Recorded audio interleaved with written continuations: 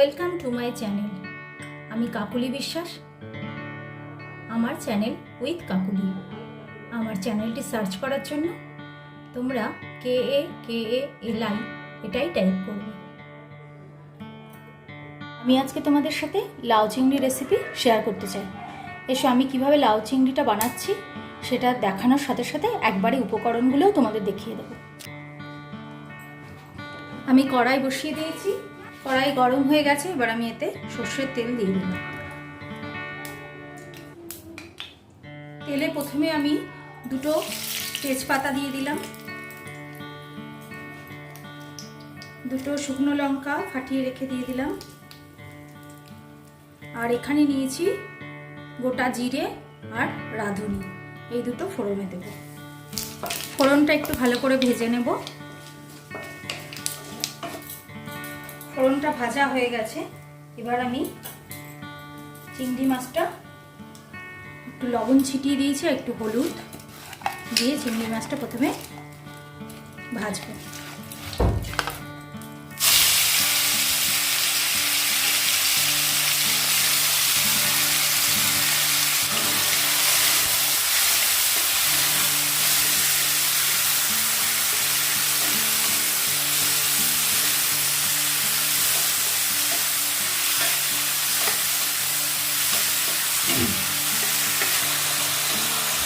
আমার চিংড়ি মাছ ভাজা হয়ে গেছে। এই চিংড়ি মাছ ভাজা তেলের মধ্যেই এটাকে জিরের গুঁড়ো নিয়েছি। জিরের গুঁড়োটা একটু সামান্য জল দিয়ে এটা এর মধ্যে দিয়ে দেবো।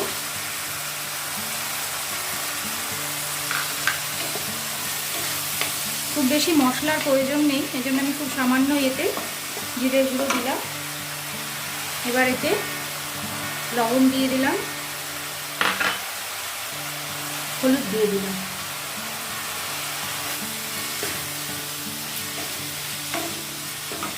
আচ্ছা, আমার মনে হচ্ছে এতে আর একটু তেল দিলে ভালো হবে, একটু তেলটা কমে গেছে। এতে আমি একটু সামান্য আর একটু সর্ষের তেল দিচ্ছি। এটা তোমরা তেলটা গরম করেও দিতে পারো, আমি একটু গরম করে রাখা তেলই দিলাম।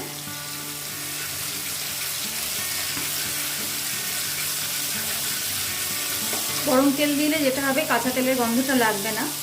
আমি এজন্য গরম তেল রাখা ছিল একটু ভাজা তেল, সেই তেলটা এতে ইউজ করলাম। এর মধ্যে আমি কুচিয়ে রাখা লাউ, দেখো লাউ এরম করে কুচিয়ে নিয়েছি। খুব বেশি ঝিরিঝিরি মিহিও করিনি, আবার একদম বড় বড়ও নয়, এরকম করে কুচি করে নিয়েছি। এবার এই লাউটা আমি দিয়ে দেবো।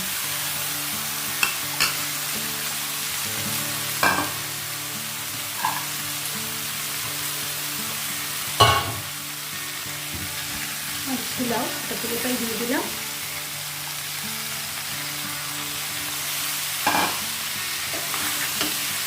এবার একটু নাড়াচাড়া করব। আর এর মধ্যে তো সামান্য যে লবণ দিয়েই দিয়েছি, এখনই লাউয়ে লবণ দেব না, কারণ লাউটা খুব মজে কমে যাবে। লাউ যেহেতু খুব কমে যায় সেদ্ধ হওয়ার পর, সেজন্য আগে এর বেশি আর লবণ দেব না। একটু বেশি লবণ হয়ে যেতে পারে, সেজন্য আগে এটা নরম হতে দেবো।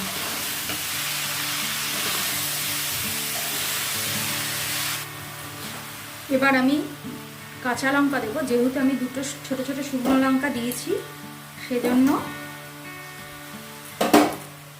দুটো কাঁচা লঙ্কা একটু চিড়ে দিয়ে দিলাম। দেখো এখনই লাউ নরম হতে শুরু করে দিয়েছে। এবার আমি ঢাকা দিয়ে দেবো এবং প্রায় 15-20 মিনিট মতো এটাকে পুরো নরম হতে দেবো। 15-20 মিনিট এইভাবে চাপা দিয়ে রেখে দেবো, দিয়ে এটা ভালো করে সেদ্ধ হতে দেবো। গ্যাসটা একদম লো করব না, গ্যাসের ফ্লেমটা একটু মিডিয়ামের দিকে রাখবো। দেখো মিনিট 15 হয়েছে। এবার আমি এটা একটু নেড়ে দেবো।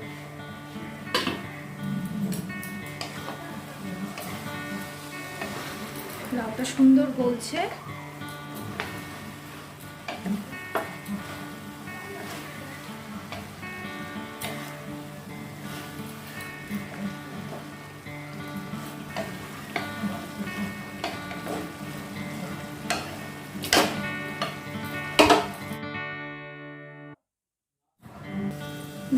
আরও 10 মিনিট হয়ে গেছে, একদম লাউ পুরো সেদ্ধ হয়ে গেছে, সুন্দর গলে গিয়েছে। এবার আমি এর মধ্যে চিনিটা দিয়ে দেব।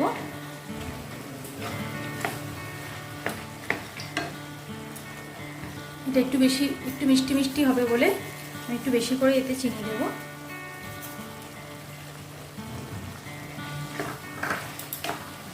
এরপর লবণটা আর মিষ্টিটা দেখে আমি সেগুলো এতে অ্যাড করে দেব।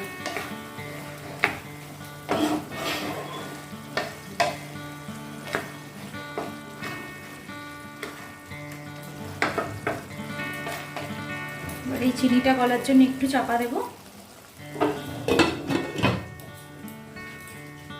দেখো এতে আর একটা জিনিস দেব, সেটা হচ্ছে রাঁধুনি বাটা। কিন্তু যেহেতু আমি মানে এইটুকুনি রাঁধুনি মিক্সিতে পেস্ট করতে পারবো না, সেজন্য আমি একটা ছোট হামালদিস্তার মধ্যে আমি এটাকে দিয়ে এটাকে এতেই সামান্য গুঁড়ো করে নিয়ে পেস্ট করে দেব। তোমরা এটা তোমাদের শিলে বেটে নিয়েও দিতে পারো।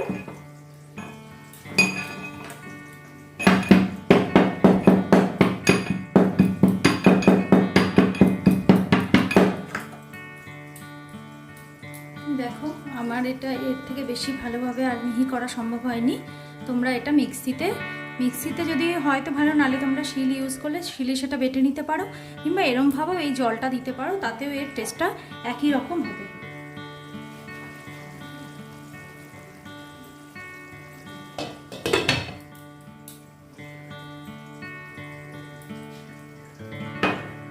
শেষে এই কাঁচা রাঁধুনির টেস্টটা এতে খুব ভালো লাগবে।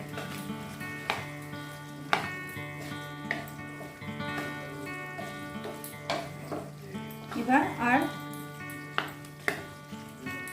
2-1 মিনিট খোলাই আমি এটাকে ফোটাবো, আমি জলটা খানিকটা শুকিয়ে আনবো।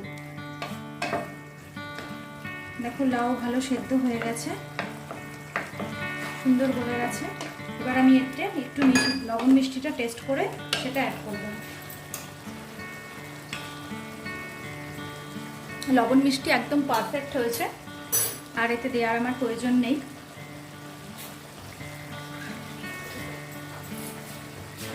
খুব টেস্টি হয়েছে খেতে।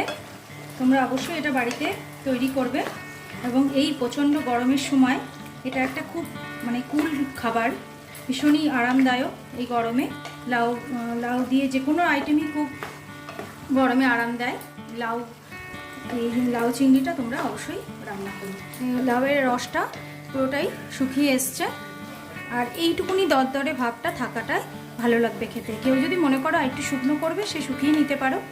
আমার এরকমই ভালো লাগে, সেই জন্য এরকম অবস্থায় আমি গ্যাসটা অফ করে দিলাম।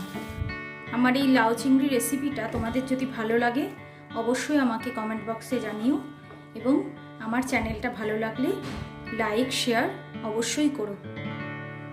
আর নতুন নতুন ভিডিও পাওয়ার জন্য আমার চ্যানেলটা সাবস্ক্রাইব করে নিও, আর বেল আইকনটা প্রেস করতে ভুলো না কিন্তু। Thank you.